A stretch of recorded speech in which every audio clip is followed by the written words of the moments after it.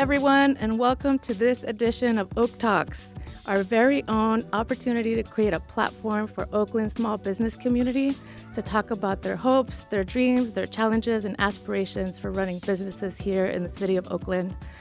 I'm your host today. I'm Christy Johnston-Limon. I'm the Deputy Director of Economic and Workforce Development here, and welcome to K-Top Studios. So today we're going to be hearing from 3 locally owned independent businesses in Oakland. Why does that matter? Well, because businesses are the heart and soul of our city. Here in Oakland, we are a small business town in the town. Almost 100%, I would say about 93% of businesses here in Oakland are run by families, by independent business owners, and so they are a core part of why we call Oakland, Oakland. And so I'm glad you're here with us today. I also want to thank our partners, the Oakland Fund for Public Innovation. What they've done is they have embedded what we're calling cultural strategists into city government. And so today's Oak Talks series was brought to you by our cultural strategist, who is the owner of the Bay Area Organization of Black-Owned Businesses, Baobab. And with that, I want to welcome Yvette Holtz over here to give you a little bit more information about our cultural strategist and what you're going to hear today. Please welcome Yvette Holtz. Thank you, Christy. It is amazing to see all these beautiful faces in the audience today. I'm so happy y'all are here. And I also just really honor the opportunity to work with EWD and your team, Christy. It's been amazing. And if it hadn't been, we wouldn't be able to have birthed this amazing program. Oak Talks is really the response to the question, how do we get qualitative information about the life and experience of small businesses in Oakland? And in my opinion, the best way to do that was to ask them directly and to give them the opportunity to really speak and be heard, and not just listened to, but heard. And that's what Oak Talks is. But our third speaker is a 4th generation, also business owner. He's also very engaged in community, and that's a common thread that I feel like is running through our talks today. Dan Pitcock is, in addition to the owner of Roberts Electric, he's the president of the Parks and Recreation Foundation Advisory Board here in Oakland. And so it's with both those lenses that he's going to address us today. Can you give him a warm welcome and welcome him to the stage?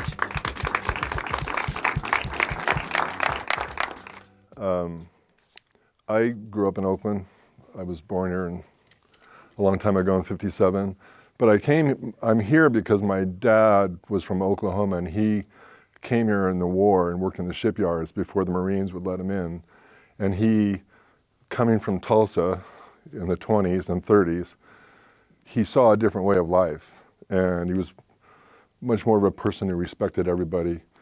And my mother's family was here. My grandfather worked at the Chevy plant, which is now Eastmont Mall. So they met, and my dad was at CCAC, and they started having kids, and they had to work. So they had to make a living. So my father's family were all electricians. And he went to the GI Bill. He was at Minnesota, and then he went to Cal. Then he was at the CCAC studying with David Park and other types of creative people. We've talked about how we've lost some creative institutions. So I grew up with that kind of framework for my life. Just kind of, it was part of what I lived. And my dad sold his motorcycle and started using the tools in 1957, 58, when my sister and I were born.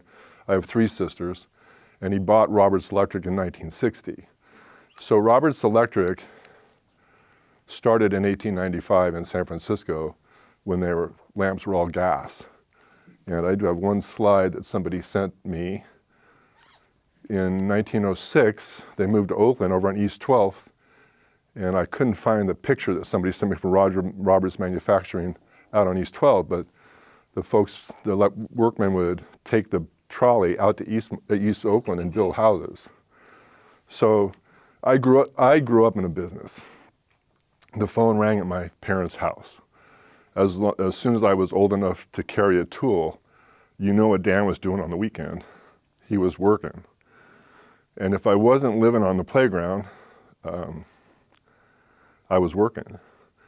And I was a basketball guy, ONBL, OAL. I spent so many thousands of hours playing ball. And I would like to say that the Oakland Recreation Department was a big part of my life. And when I was growing up, Oakland Recreation Department was known as one of the best departments in the country. So you all know about Bill Russell and Veda Pinson and all the people who came out of Oakland. Well, the year I played at Skyline, we had 5 teams in the top 20 in the state. Of course, at Skyline, I think we won 1 game, and we dropped out of the top 20 pretty quickly. But living in a business, growing up in a business, having the phone ring, you know, and then I went to Cal and kept working for my folks.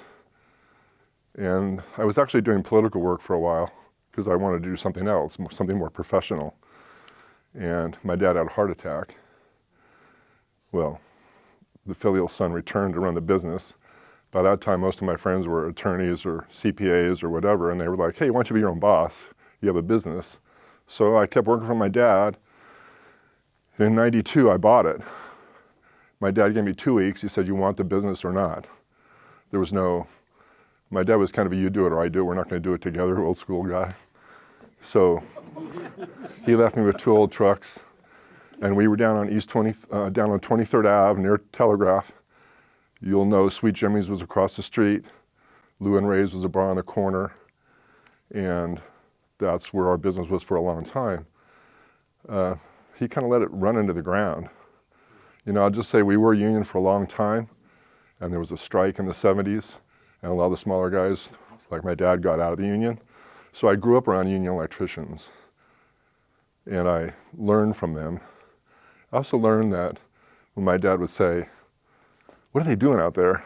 I'd say, if I think on them, I'm never going to learn anything because they're not going to tell me anything. They're going to send me to go look for a tool that doesn't exist all the way across the building.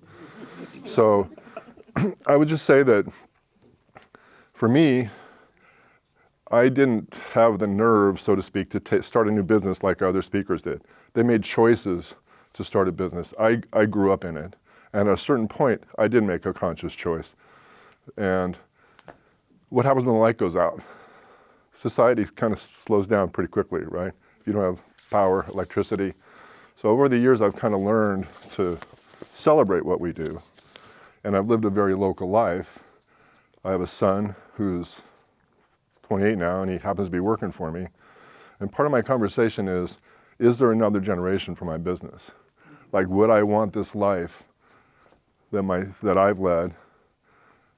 And Oakland's given me a lot. You know, I've had a business. I employ 26, 27 people. There's 60 or 70, well, that's a little exaggerated, maybe 50, 60 people who are family members. And I would say that, you know, when you run a business every day, what you deal with is kind of the weight of that. You know, if I think about it, I've made 1,600 payrolls since 1992 or more. And we have retirement, we have quality of life things that we try to give to our people. So there's 2 things I go. One is, what it's like to be in business now, and it's different. I moved from 23rd to 24th Ave, the old CP Hunt building, if you've been around Oakland, down to 2406 Webster.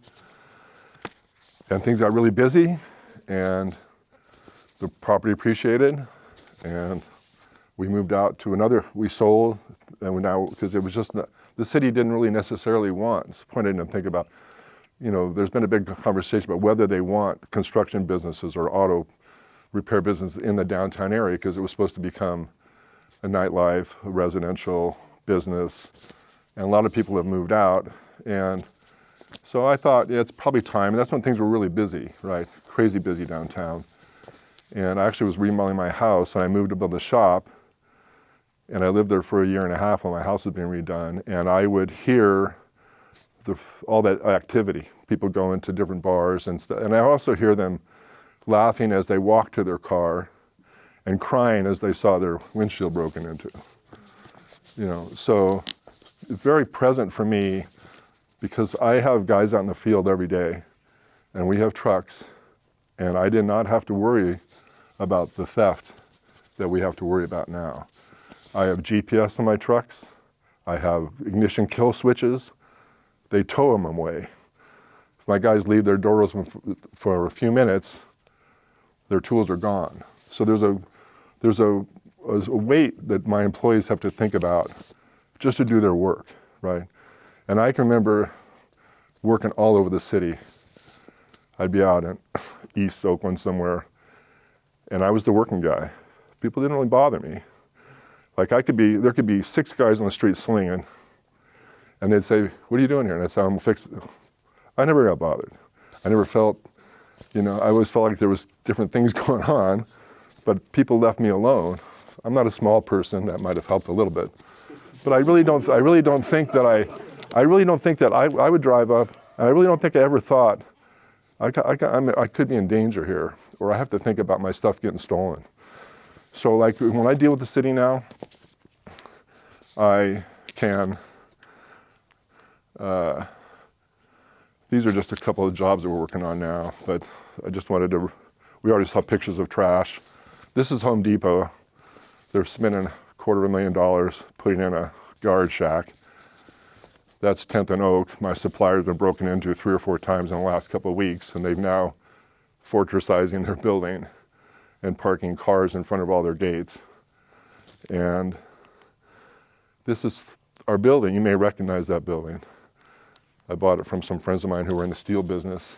Those turtles have been up there. You can see them from the freeway on 23rd Ave. And that's the 4th door I've put in. And those ballers were put in because within 3 months of buying it, they'd driven through our doors twice, $150,000, and our insurance was canceled, and we really had a hard time finding new insurance. So I'm over here coaching Little League, coaching soccer. I have 1 son, being part of the recreation department process. I'm on the board of the Ricky Anderson Field because of baseball. We helped to get the soccer field at the international school built. A lot of those kinds of things. So I would just say that, I'm talking too much, sorry. But I would just say that, as part of the working, I get my permits. I know the folks down there. I've been dealing with that a long time. I know the inspectors, we have a reputation. I bought a business that had a reputation, and I really tried hard to honor that and honor my parents by running a good business. But we just finished that project that you mentioned, and I like doing work. So for us, we do work. We make people's lives better. I tell my people, we go to your house, you need the light fixed, we fix your light, we do your remodel, we help your business do better, right? It's very tangible. It's very like, hey, now I can go to work. Now I can have that light that I needed, or my kitchen works better. So I have a lot of satisfaction, but my people have to work knowing that their livelihood, their tools, they could be costed. I had a guy get in a fight the other day, and the guy attacked him and bit him on the neck. And crazy stuff happens. And we also have the trash. My employees, it's hard to get them to come to work sometimes because there's prostitution right at 12 o'clock in the afternoon where they're trying to go into their building. So I would just say that I'm on the Parks Board because I want kids to have the same opportunities I had. When we work on measures, when we get a park working, I would like the city to consider how to translate the efforts that citizens do to make things better, whether it's Measure Q or some project, the creek restoration that we're involved in. And we get a lot of support, and there's a lot of good people in the city working on those projects. But I feel like there's a disconnect in kind of managing the money that's given to the city or that we raise, because we have a lot of projects. We're tree planting out in East Oakland and West Oakland. So I want to connect the fact that we do work in people's homes and businesses with the fact that the people are trying to live their lives in these neighborhoods and they're having the same challenges. We've seen that already. And Oakland's been good to me. It's my city. And when I think to myself, should my son take this over, that's a challenge. And when I say to myself, when I traveled around the country, and I was from Oakland, I never had a problem saying, I'm from Oakland, and you don't know, right? You just don't know. It's different now.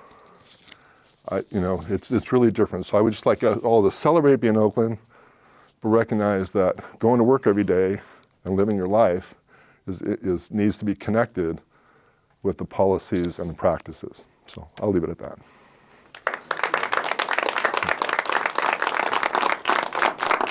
That's most of what I want to say. Dan, I want to ask you, as far as the synergy between the work that you do and the longevity that you've had, and then your participation in the Parks and Rec, like at the end of the day, like which is more compelling for you? Well, I've kind of come to expect that my team's going to do good work. To me, it's more compelling about how we live. And my grandparents walked around Mosswood Park. I did my first clay bear at Mosswood Park, right? And I think that when we go around the city as trying to do parks thing, what we're really hearing is people can't use their parks. They're not clean. They feel that they're dealing with unhoused folks, they're dealing with safety issues, and the parks are not being used, or they're just going fallow because there's no money to keep them up. There's been a lot of conversation about Oakland ballers right now. Well, that's cool, but I know that 15 years ago, the city spent $3 million on Raimondi Field, and it never really got used. And then MAC didn't use it the way they were going to use it. The drainage wasn't good, and I know the people who were in charge of that from a community perspective who helped spend that $3 million. So I don't want to see Oakland spend money that is not maintained. Who remembers all the roses they planted down on Broadway? Jane Bruner, big deal, $450,000. They were dead in weeks, months. We're planting all these trees. We're having trouble getting the city water the trees. And this is trying to deal with environmental inequity out in West and East Oakland, where we're trying to plant trees to build a better canopy for heat and environmental stuff. We need to be supported because that's where we live. That's where you want to take your kids to the park. We've heard that from the very, earlier, that we want to be able to go to our parks wherever you live. It should be the same experience. You should be able to go and enjoy, celebrate your neighbors, have fun in whatever way you want that's respectful of everybody else that's using the park.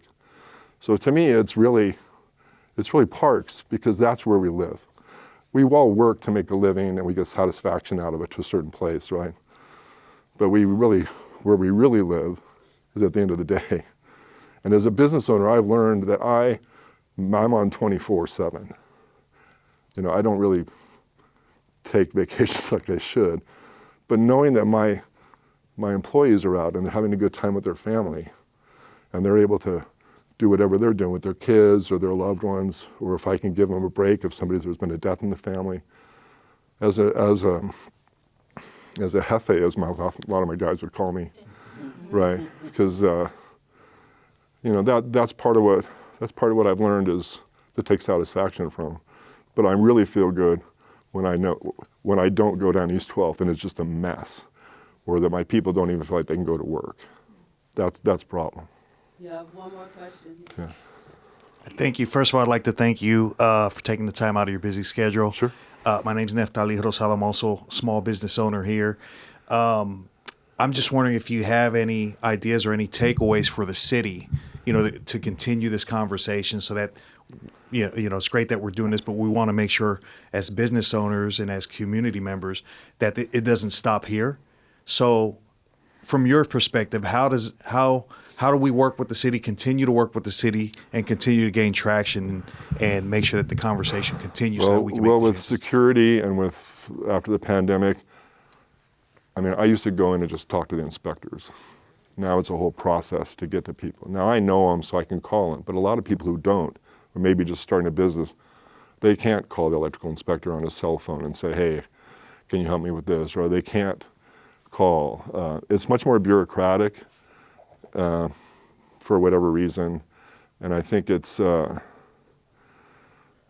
and I think that there's a lot of really good people we deal with in the city, and they're helpful, and they will they'll help work with us. But the disconnect between what your job might be and how people are living. Like if I had to say anything to say is that I tell my guys when we go to somebody's house, they may have thought about that project for a long time, and when we go in there, we can't just say it's another day at the job, right? Because for them, that's everything. That's the time they spent to have a dream, to have a new kitchen, or to do a light, or expand their business.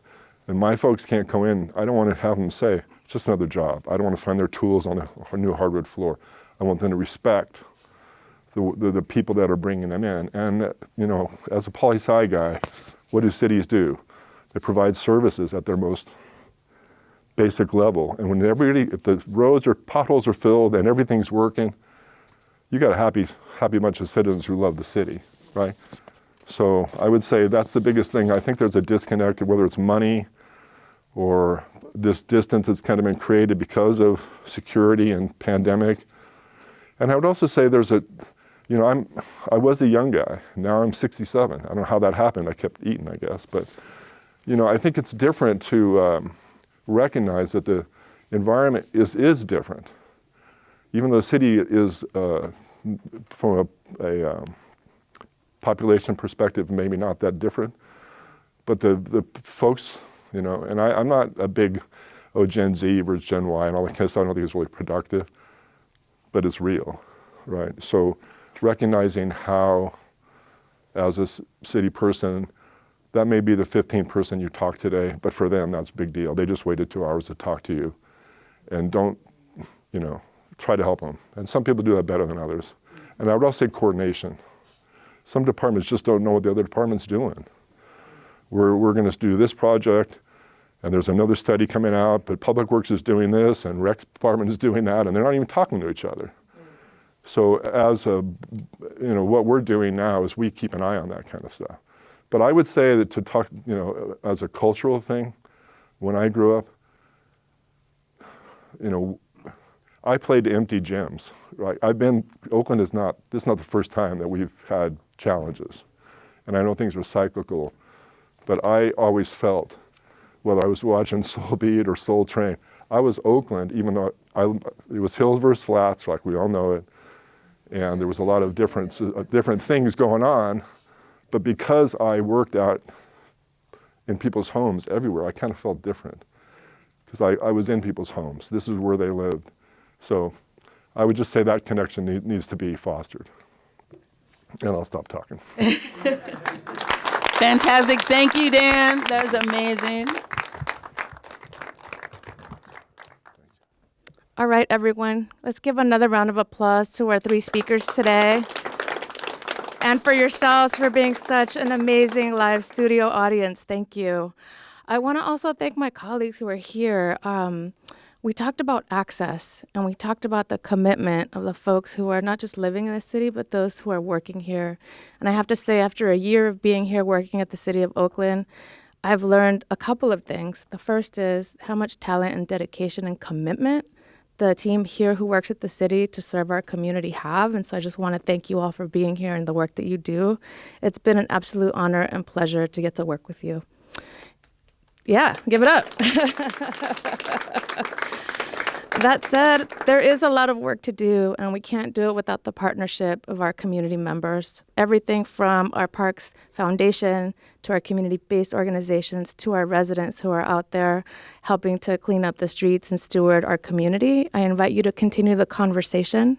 The work doesn't stop here. I hope you've left inspired.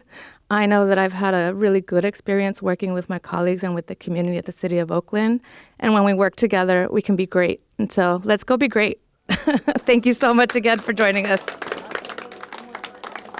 Oh, there's one more slide. All right. A supersized thank you as well to our friends at K-Top. Thank you, K-Top, for making this possible.